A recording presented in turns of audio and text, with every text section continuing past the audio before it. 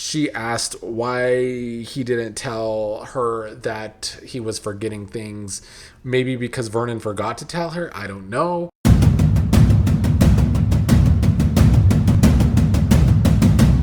Hello, fellow Beyond the Gates viewers. Here to talk about today's Thursday episode of the show. This week it's been a rough one overall. We did have at least some storyline movement today with the Impaler, but I don't know if that's anyone's favorite storyline. And then today we had to deal with trash for the third episode this week. 3 out of 4 episodes. And today she seemed completely pointless in today's episode to me. She did not need to be on today. But luckily, I did a watch along today. I want to thank everyone in the chat for making today's episode a better watch. Let's start with the Impaler stuff, and then we'll move to other stuff. So, Ashley was preparing for a date with Grayson. She's supposed to have dinner with Grayson and cook for him. She was on the phone with her mother, Jan. It was kind of nice to see Jan. As I always say, I do kind of like Jan more than I like Ashley. She was trying to help Ashley out because Ashley forgot an ingredient for her dinner. And then Ashley gave us a nice Tide commercial when the shirt she wanted to wear was not clean. So we had a whole commercial with Ashley using Tide today. Meanwhile, Grayson had been stabbed in the stairwell at the hospital by Ren. We picked up where we left off yesterday, although it took until midway through the episode to get back to Grayson. Like Bobby Wobby said in the live chat today, he was just bleeding away in the hospital as the rest of the episode just plodded along. But then he managed to walk down a few of the stairs to get his phone, and he decided to call Rashad, aka Jacob of all people. Instead of calling someone that works at the hospital that could help him with the stab wound, he decided to call Rashad. I think because he thinks Rashad would help him out because Jacob is a cop and all of that. But unfortunately for Grayson, Jacob was with Ren at that point in time, so Jacob put his phone on silent. Ren was telling Rashad that Rashad needs to snap to it, needs to get his shit together. He told Jacob about what he had to do to Grayson. Ren told Jacob that Grayson paid for his mistakes, really Jacob's mistakes. I mean, this show really has to want us to think that Jacob is a terrible cop. Because the point of this entire Impaler storyline started with Jacob telling his father that he really wanted to make his name for himself at the police station. He really wanted to prove himself as an undercover cop. And so far, his mistakes have been pretty bad. And Grayson paid for them today. Jacob told Ren that he didn't need a warning. He felt Ren's warning, referencing when Ren kind of beat him up. This is when Grayson was texting Jacob to come to the hospital, 911, but Jacob was still not answering. And then Ren called Lia to let us know that the chief of staff was in on this attack and that they had to teach Grayson a lesson. Lia says that it wasn't the plan for Ren to basically attack Grayson. And it shouldn't have been, because like I was saying during the watch-along, I don't understand. Well, first of all, none of us understand the hierarchy of how this Impaler storyline is supposed to work. Lia seems to be pretty high up, but probably not the Impaler. And yet, Ren is doing the work for Lia to teach Grayson a lesson. But why do it at the hospital, of all places? Because isn't that going to put more attention on the hospital that something weird's going on there? Because they're supposed to be getting the blood plasma, or most of it, from the hospital. And yeah, they want to try and get it out of the free clinic too, but they haven't been able to do that yet. So this whole attack being in the hospital doesn't actually make sense for the whole big Impaler plot. And it feels kind of like a plot hole that it would happen there, because yeah, it would bring attention to the whole hospital with that happening there. Anyway, Jacob called Smitty which I'll get back to what Smitty and Martin were talking about in a second. But Jacob called Smitty to go to the hospital and find Rashad, that there's a problem there. Lia went to the stairwell. Grayson was gone. Smitty couldn't find him at the hospital either. Somehow Grayson managed to walk, I assume, all the way to Ashley's house. So he was stabbed, bleeding out, got out of the stairwell, made it to Ashley's house, bleeding, not being seen by anyone, I guess. Like, I get it's nighttime, but still, nonetheless, it's a soap opera. You know, I'm gonna give it some suspension of disbelief for now, but it was kind of a lot that Grayson had to go all the way to Ashley's to get someone to help him stop bleeding. Ashley, of course, wanted to call 911. Grayson was against that. He was saying that they will know if he's at the hospital, and she wants to know who he's talking about. He's saying he can't tell her right now. Ashley's very confused, asking, "Who are you right now, Grayson?" As everyone in the chat was saying today during the watch along. Ashley should think about Derek's warning now with all of this happening. And I agree. And like I've said before, if Ashley doesn't have the reaction to Grayson's lying about being in shady business that not only got him in trouble, but could get her in trouble, like she did when Derek could walk and wasn't telling her the good news, it's going to be so annoying. And then I'm going to have to be back to dragging Ashley as much as I drag Vanessa and Tomas. But anyway, someone was at the door during Grayson and Ashley's conversation. Grayson did tell her that he got involved with some shady dealings to get more cash because of his mother's Parkinson's. He needed more money. That's when Jen arrived and Ashley hid Grayson in the bathroom. But Jen found the blood on Ashley's hand, and that was our cliffhanger for the day. Maybe would have been more exciting if I was, into the Ashley character or more into the Ashley and Grayson coupling. I do feel like the Ashley and Grayson coupling is catching on a little more than, Ashley and Derek ever did.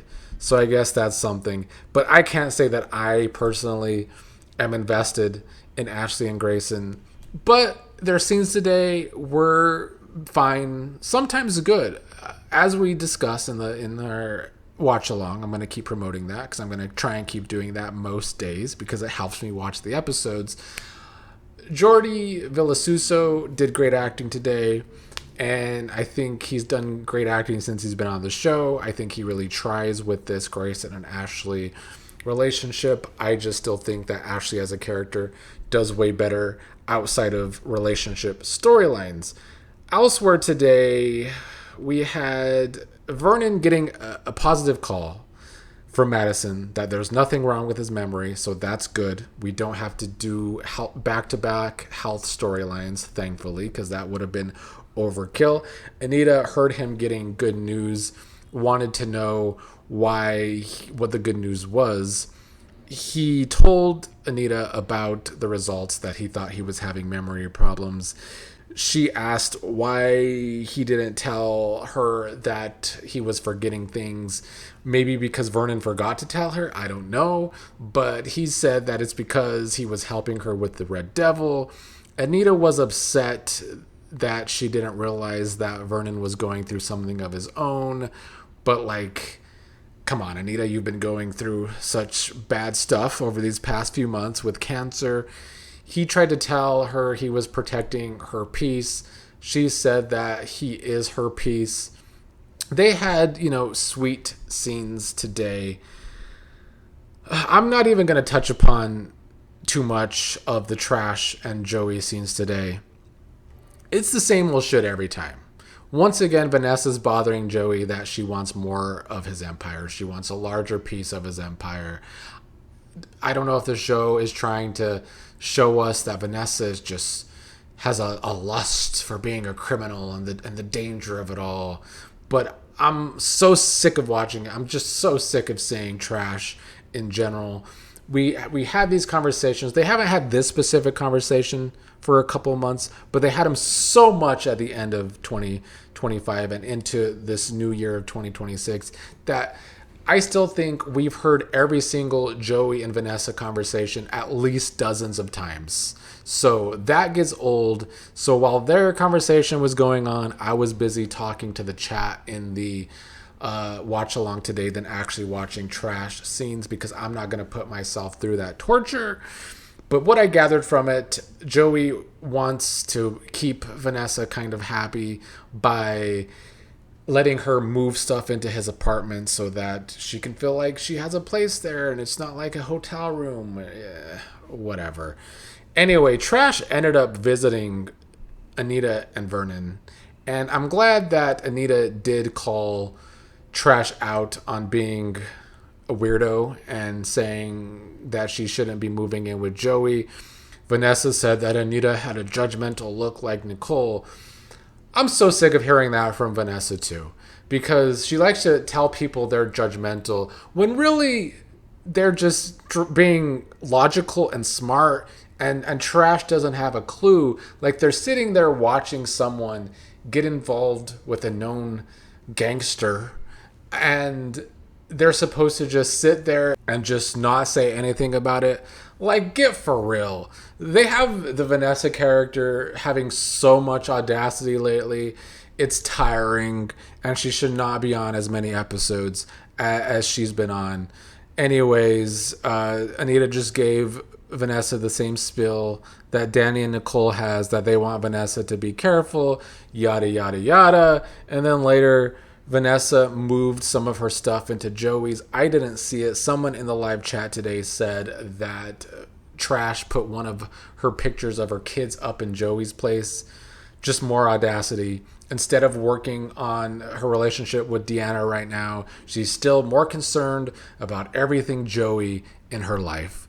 Disgusting trollop. Lastly, Martin and Smitty had a conversation. Martin finally told Smitty he wants to run for the Senate. Smitty doesn't like hearing that because it's so risky for Martin. Smitty was being a big hypocrite today. In the past, Smitty's concerns were more valid because he wanted Martin to be more present in their family life. But right now, Smitty is working on this dangerous, secretive assignment of his own.